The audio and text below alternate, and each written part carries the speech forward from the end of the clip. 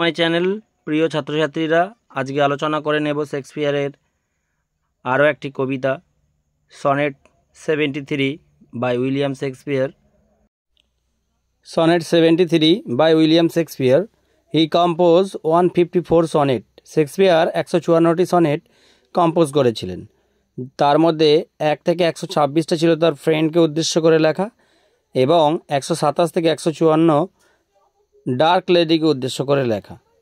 His friend's name probably William Herbert.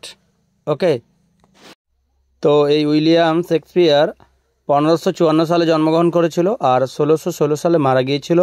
এই কবিতাটা সাধারণত লাভ, ফেট, পাওয়ার অ্যান্ড হিউম্যান মোরালিটির উপর নির্ভর করে বলা হচ্ছে। আর এই কবিতাটা ক্লাস্টার সনেটের মধ্যে পড়ে, অর্থাৎ শেক্সপিয়ারের 71, 72, 73 অ্যান্ড 74 এই 4টি কবিতা ক্লাস্টার সনেটের মধ্যে পড়ে। তো কবিতাটার এবার বেঙ্গলি মিনিং সহ আলোচনা করব লাইন বাই লাইন। তো সবাইকে ভিডিওটা দেখার অনুরোধ রইল। Dear student,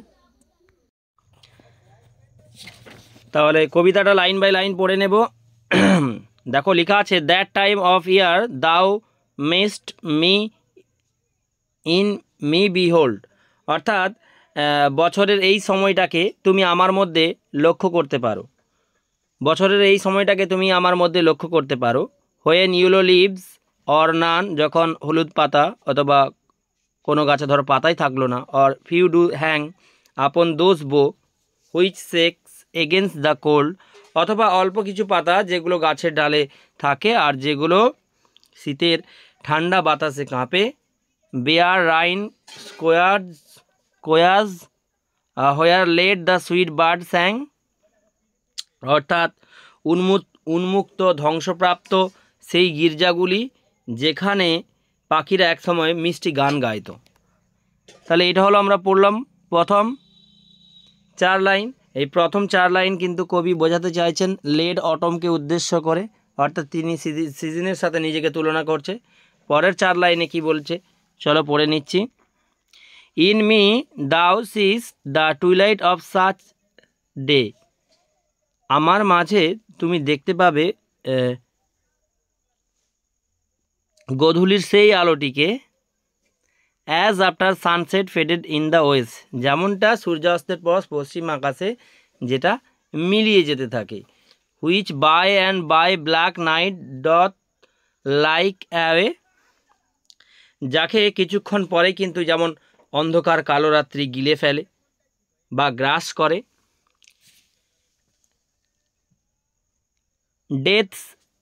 death second self that seals of all in rest, অর্থাৎ মৃত্যুর যেটা দ্বিতীয় রূপ বলছে, মৃত্যুর দ্বিতীয় রূপ যা সকলকে চির বিশ্রামে আচ্ছন্ন করে। তারপরে আমরা তাহলে দুটো প্যারা, মানে প্রথম 4 লাইন এবং দ্বিতীয় 4 লাইনও পড়ে নিলাম। এই সেকেন্ড প্যারাটা বা দ্বিতীয় 4 লাইন, অর্থাৎ 5 নম্বর থেকে 8 নম্বর লাইন, কবি এখানে নিজেকে টুইলাইটের সাথে তুলনা করছে। তারপরে আমরা প্যারাটা পড়ে নেব পরের 4 line. In me thou seest the glowing of such fire, অর্থাৎ আমার মধ্যে তুমি দেখতে পাবে সেই আগুনের আভাটাকে। That on the ashes of his youth doth lie, মানে ডাজ লাই, অর্থাৎ যা তার যৌবনের ছায়ের উপর শুয়ে রয়েছে। অ্যাজ দ্য ডেথ বেড, মৃত্যুর শয্যায়। Whereon it must expire, যেখানে তার সব কিছু শেষ হয়ে যাবে। Consumed with that which it was nourished by, তার দ্বারা নিঃশেষিত হয় যা একসময় তাকে রসদ জুগিয়েছিল, অর্থাৎ তার দ্বারা নিঃশেষিত হয়ে যাচ্ছে যা একসময় কিন্তু কবিকে বাঁচিয়ে রাখার একটা কি বলা যায়, পুষ্টিরস, নিউরিশড মানে পুষ্টিরস যোগান দিত। কনজিউম কথার অর্থ হচ্ছে নিঃশেষিত হওয়া। তার পরের 2 লাইন তো এটা তো ছিল একটা সনেট 14 লাইনে, তো 3টে প্যারা। এই প্যারাতে কবি কী করছে না, এই প্যারাটাতে তিনি নিজেকে কিন্তু ফায়ারের সাথে তুলনা করছে। কবি নিজেকে ফায়ারের সাথে তুলনা করছে, আগুনের সাথে নিজেকে তুলনা করছে। লাস্ট 2 লাইন আমরা কিন্তু পড়ে নেব। তারপরে দেখো লাস্ট 2 লাইন আমরা পড়ে নেব। দিস দো পারসেইভ which make thy love more strong to love that well which thou must leave ere long. অর্থাৎ কবি এই 2 লাইনে কি বলতে চাইছেন, যে এটা তুমি উপলব্ধি করতে পারবে তখন আমাকে আরও বেশি ভালোবাসবে, তাকে ভালোবাসার জন্য যাকে তুমি অচিরেই হারাবে।